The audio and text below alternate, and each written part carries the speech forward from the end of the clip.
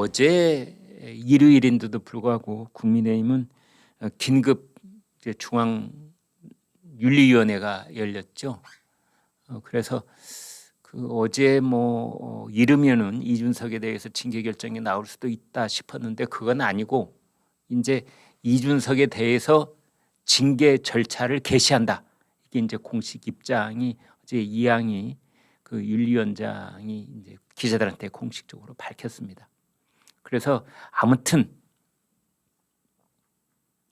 이준석은 어쩌면 중앙 정치 무대에서 이 정치 인생이 이제 정말 끝장이 날 수도 있는 그런 마지막 이제 스테이지로 접어든 게 아니냐 이런 분석도 있는데요. 그러자 어제 그렇게 긴급 윤리위원회가 열리자 이제 이준석 개파가 있습니다. 개파라는 말을 붙이기에는 좀 그렇습니다만 그쪽에서 또 한마디씩 하고 나섰습니다. 김웅 국민의힘 의원, 아름다운 동업 정신이다. 비유가 되는 건지 안 되는 건지 잘 모르겠습니다만 김웅 의원 옛날부터 보면은 좀 말이 왔다 갔다 할 때가 많습니다. 그 사주 고발 그때부터 도대체 무슨 말을 하는지 잘 모르겠는 그런 때가 많던데 아무튼 그 지난번 대선 국면에서 그 이재명 후보를 비판했던 친문계의 권리당원들이 제명당한 적이 있거든요. 이제 그것을 빗대서 지금 국민의힘 윤리위원회가 이제 이준석 전 대표 그 제명 절차에 들어갔다.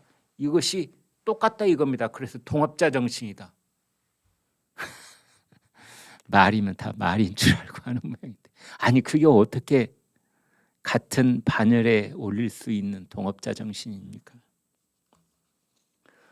또 이준석하고 친하다는 김재섭 국민의힘 서울 도봉갑 당협위원장, 헌법에 보장된 표현의 자유를 유축시키지 마라 그랬는데 이것도 참 절반만 얘기하는 그런 느낌을 줍니다. 표현의 자유 중요하지요. 나중에 좀 이따가 표현의 자유 다시 한번 말씀드리겠습니다. 표현의 자유 중요하지요. 그러나 표현의 자유가 있다고 해서 명예훼손의 권리까지 있는 건 아닙니다. 해당 행위의 권리까지 있는 건 아닙니다. 표현의 자유에는 그 표현의 자유를 존중받아야 하는 거기에 합당한 책무가 있는 겁니다. 그런데 김재섭 당협위원장은 절반만 얘기하고 있는 겁니다. 곽승용 국민의힘 부대변인, 점점 문재인 정부를 따라가는 것 같다. 윤석열 정부가 문재인 정부를 따라가는 것 같다. 이런 분들하고는 좀 밤샘 토론을 한번 해보고 싶어요. 도대체 뭐가 따라가고 싶다는 건지. 그다음에 국민의힘 바로 세우기 국바세 신인규 전 국민의힘 부대변인 이렇게 말했습니다. 윤석열 당시 대선 후보의 발언이나 정진석 임시 비대위원장의 발언도 같이 징계해야 한다. 윤석열, 정진석 두 분의 발언도 징계해야 된다.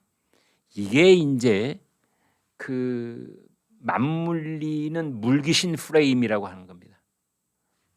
이준석을 어찌어찌 한다고 그러면 윤석열과 정진석도 같이 해야 되는 것 아니야? 이제 이런 건데요. 엄청난 차이가 있죠. 이준석은 개인 비리입니다. 개인 비위, 개인 일탈, 성상납, 두 번에 걸친 성상납. 참 그 당시 이준석이 26이었습니까? 27이었습니까? 막 정계에 발을 디딘 이마에 피도 안 마른 그 나이에 대전에 있는 중소기업 사장의 팔을 비틀어서 관광 나이트클럽에서 참 입에 올리기도 참 부끄러운 그런 짓을 했고 그 뒤로도 계속적으로 그 다음에도 뇌물을 받았고 이제 그게 밝혀지려고 그러니까 7억 원짜리 각서를 써줘서 입막음을 하려고 했고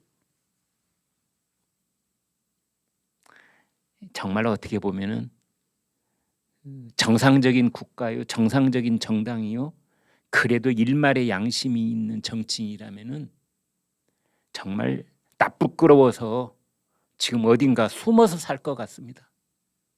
숨어서 살 것 같아요. 어디 산속이라도 깊이 들어가서 움막이라도 짓고. 그런데 지금 이 사람들 하는 얘기를 보면은 마치 물귀신 작전으로 누구하고 같이 해라 뭐 이렇게 하고, 표현의 자유가 어떻고, 이게 무슨 표현의 자유예요? 성상납 받은 게 무슨 표현의 자유입니까? 안 그렇습니까? 7억 원짜리 투자각서 써준 게 표현의 자유입니까? 원론적으로 따지면 그렇다는 겁니다. 이제 그쪽에서는 뭐 양두구육이라고 한 것이 표현의 자유인데 왜 이걸 가지고 시비를 붙냐? 신군부라고 했던 것은 왜 이게 뭐 뭐라고 했죠? 절대자, 독재자, 이게 표현의 자유라고요. 그건 집권 여당의 당대표를 했던 자가 그 집권 여당의 현직 대통령에 대해서 심각하게 명예를 짓밟는 해당 행위를 한 것이다 라고 지금 당 중앙윤리위원회는 보고 있는 겁니다. 홍준표 대구시장이 어떨 때 보면 말을 짧게 하면서도 아주 그냥 촌철살인일 때가 많습니다. 이준석한테 또 따끔하게 한마디 했습니다. 다른 사람은 몰라라, 홍준표 대구시장은 이 말할 자격이 있습니다. 왜냐하면 지난 대선 기간 동안에 이준석이 집을 2번이나 나갔지 않습니까? 그리고 뭐 아무튼 돌아온 탕화도 아니고 집 나간 탕화처럼 이런 말썽 저런 말썽 부릴 때마다 그때마다 홍준표 후보는 이준석을 이렇게 다독이고, 이준석도 뭐 욕하지 맙시다. 그래도 뭐 싫으나 고우나 우리 당의 대표 아닙니까? 이제 이런 식으로 다독여왔던 홍준표 대구시장도 이제는 뒤로 돌아섰습니다. 정치판에는 표현의 자유도 있지만 징계의 자유도 있다는 것을 알아야 한다. 표현의 자유도 그 내재적 한계를 넘어서면 보호받지 못한다. 이준석은 그 내재적 한계를 이미 여러 번 넘어섰다. 표현의 자유라고 하더라도 그 내재적 한계를 넘어서면 해당 행위를 이유로 징계 제명된 전례가 있고 그 제명의 합법성과 정당성을 인정한 법원의 판례도 있다. 그토록 내가 정치계의 맏형으로서 너를 아꼈던 정치 선배로서 내가 그토록 자중하라고 했건만 사태를 이 지경에까지 오게 만든 점에서 많은 유감을 표한다. 기가 막힌 말입니다. 홍준표 대구시장은 당 대표를 역임한 사람입니다. 정치계의 선배이기도 하고 당 대표의 선후임이기도 하고 그 다음에 대선 기간 내내 역성을 틀어줬던 맏형 같은 정치계의 선배로서 하는 말인 겁니다. 자중하라고 그렇게 얘기를 했건만 나도 이제 너를 버린다. 너하고 이제 작별한다. 그러면서 한마디 덧붙입니다. 준석아, 세상은 언제나 본인 중심으로만 돌아가지는 않는다. 너는 너 중심으로 세상이 돌아가는 것 같은 착각 속에 빠져 있는데 천만의 말씀이다.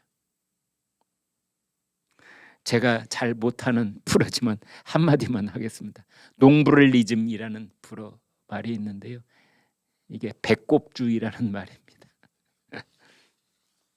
몸 전체가 배꼽을 중심으로 돌아가는 것 같은 자기중심주의에 빠져 있는 사람들을 배꼽주의자라고 하는데 이준석이 배꼽주의자다, 그런 뜻입니다.